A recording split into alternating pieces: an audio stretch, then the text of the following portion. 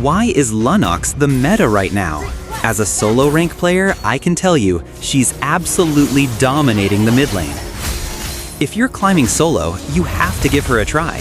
You'll instantly feel the difference in your gameplay and see your win rate go up.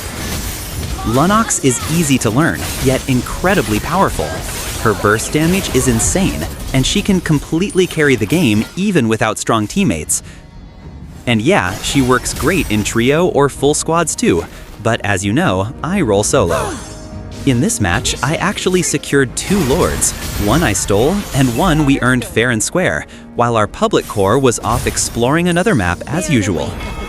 So sit back and enjoy these 2 Lunox games. Don't forget to like, subscribe, and share your thoughts in the comments. What do you think about Lunox this season? Have you tried her, or are you still underestimating her power? Now, let's dive deeper into Lunox and talk about her recommended build. We start with Arcane Boots. This is your early game foundation for Lunox. The magic penetration it provides might seem small, but in early trades, it's the difference between soft poke and real damage. It lets your early combos actually hurt, even if the enemy has base magic defense. The movement speed also helps you rotate faster, dodge ganks, and control the pace of the lane. When you're playing solo, that mobility means you can help other lanes early, push objectives, or just escape sticky situations.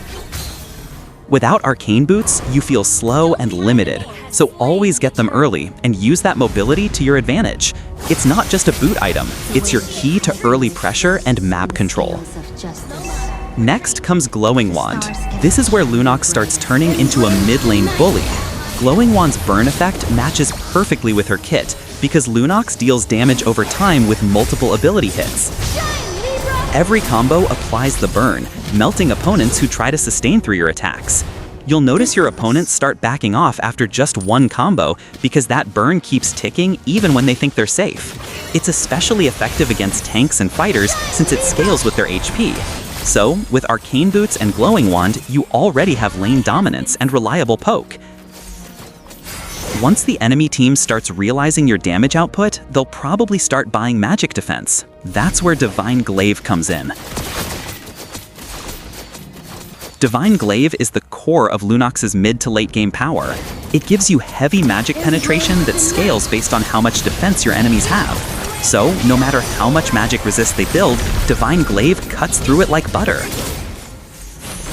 When you pick up this item, you go from being annoying to being terrifying.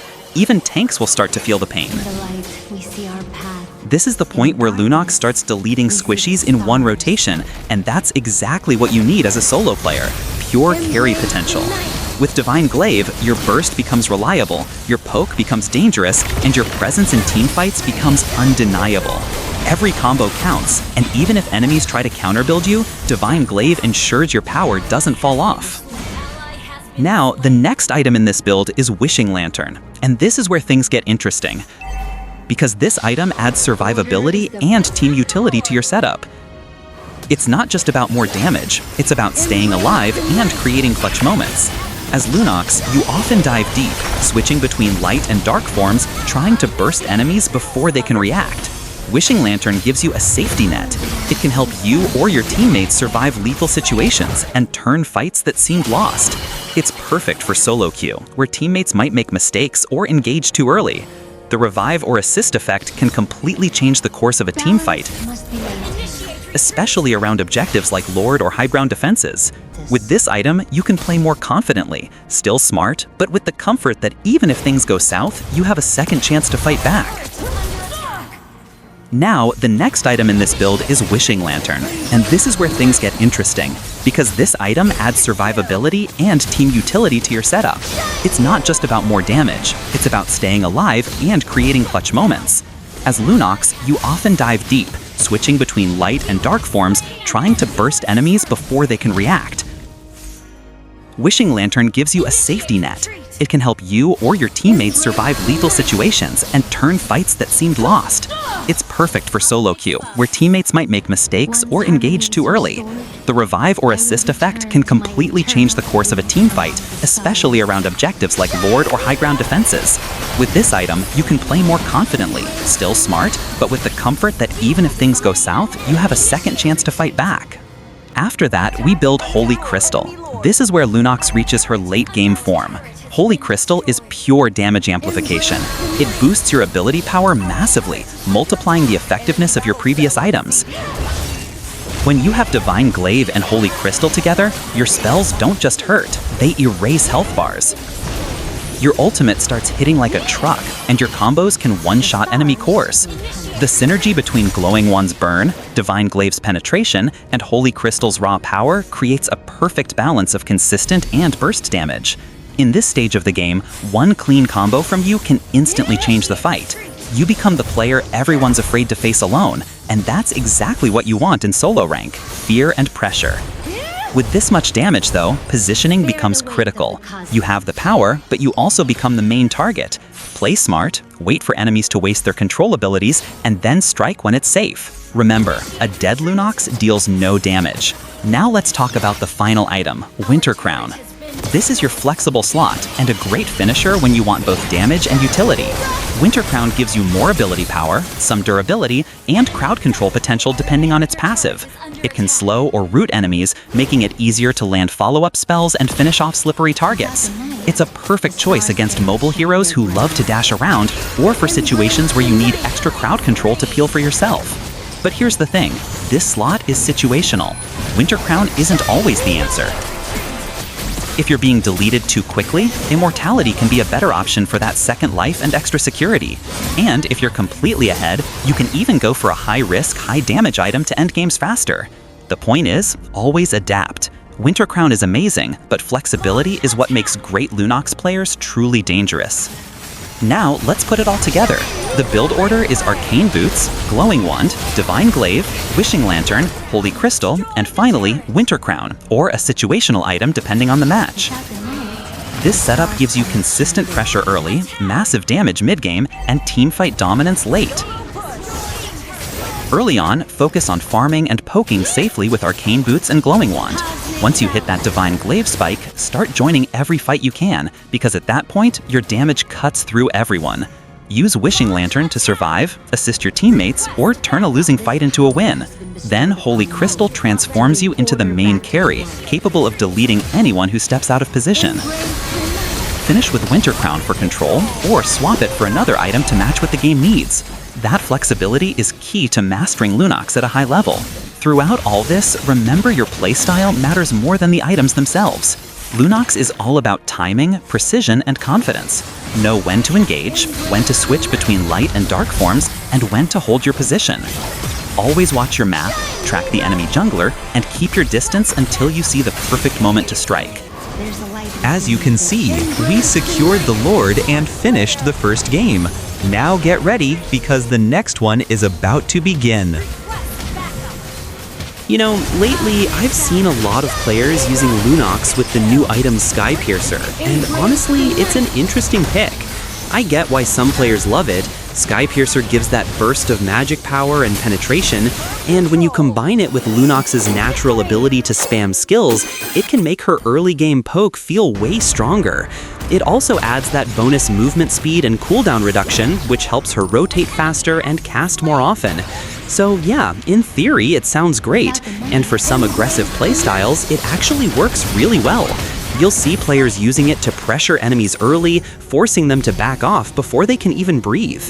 But here's the thing, that's not my style, and that's exactly why I don't use Skypiercer in my build. The way I play Lunox, I focus on consistency and survivability over short bursts of power.